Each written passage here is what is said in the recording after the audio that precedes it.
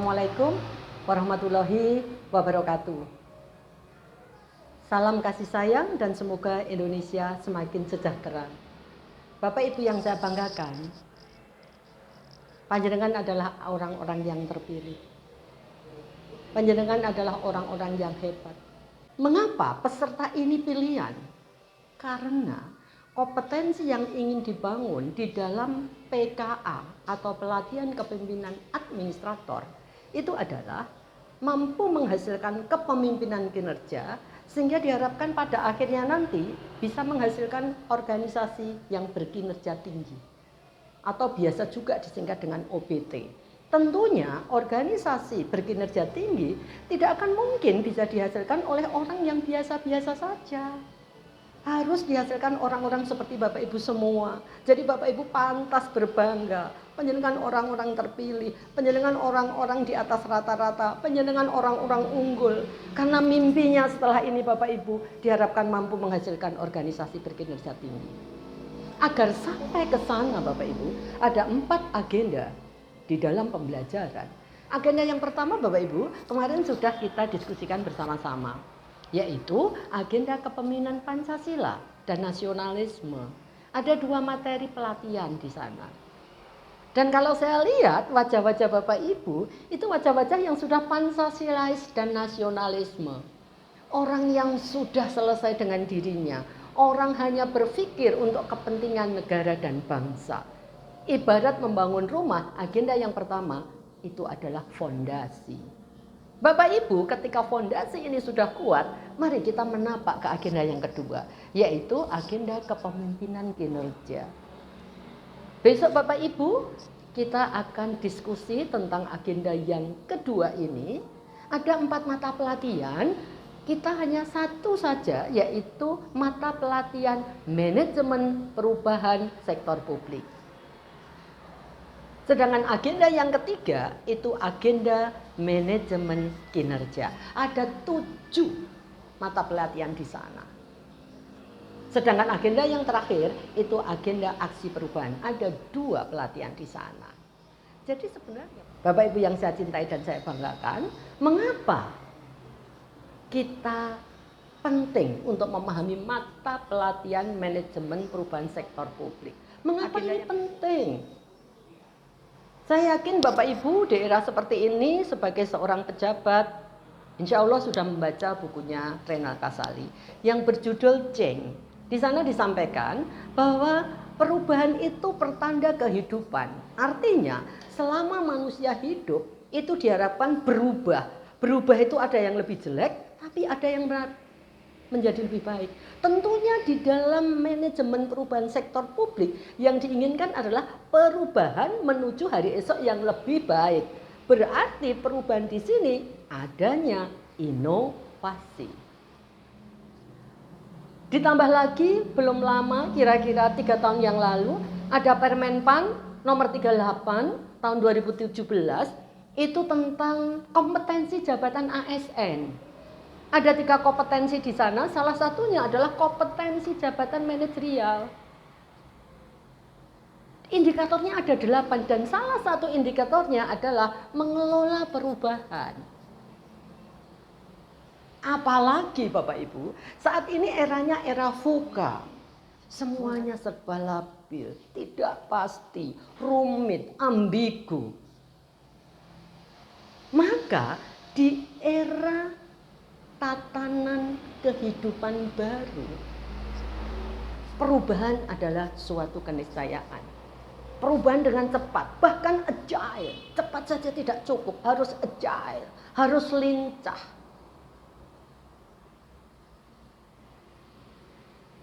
Dilanjutkan bahwa aksi perubahan yang Bapak Ibu buat di anggota 4 nanti itu diharapkan sebelumnya mampu mendiagnostik organisasi.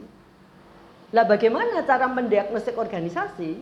Bapak Ibu ikuti manajemen perubahan sektor publik ini. Sehingga Bapak Ibu begitu pentingnya materi ini buat Bapak Ibu sekalian.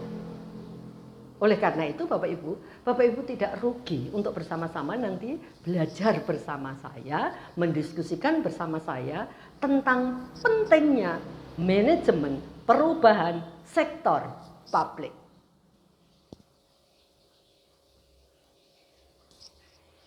Adapun kompetensi yang ingin dibangun di dalam mata pelatihan manajemen perubahan sektor publik, setelah selesai mempelajari mata pelatihan ini, diharapkan peserta mampu memahami dan menjelaskan manajemen perubahan sektor publik, kepemimpinan manajemen perubahan, strateginya mengelola manajemen perubahan, tahapan-tahapannya seperti apa, dan yang terakhir adalah mampu mengidentifikasi permasalahan di organisasinya masing-masing.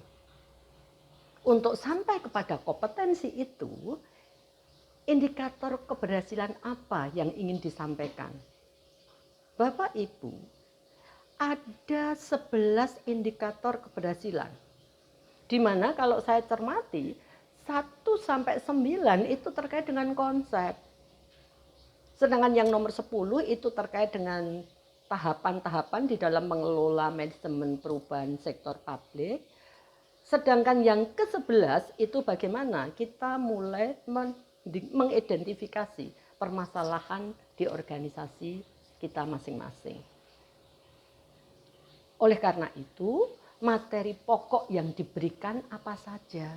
Tentunya ketika kita bicara materi pokok, itu yang mampu menjawab terkait dengan indikator keberhasilan tadi. Atau dengan kata lain Bapak Ibu, sebenarnya intisari setiap modul itu adanya di indikator keberhasilan. Sehingga materi yang pertama yang disampaikan setelah pendahuluan itu adalah konsep tentang manajemen perubahan sektor publik dan tantangannya. Mulai dari apa itu perubahan, apa itu inovasi, apa itu inovatif, tantangannya seperti apa itu manajemen perubahan sektor publik, manfaatnya apa, nilainya apa, lalu peran kepemimpinannya seperti apa, membangun budaya inovatifnya bagaimana, dan tentunya bagaimana mengelola resistensinya. Itu akan didiskusikan di materi konsep manajemen perubahan sektor publik dan tantangannya. Setelah konsep ini kita pahami Bapak Ibu, kita akan melangkah ke materi yang berikutnya. Bagaimana mengelola? Tahapan-tahapannya seperti apa? Tahapannya ada 4 di sana, mulai dari mendiagnostik, merencanakan, melaksanakan, dan mengevaluasi. Itu materi yang kedua.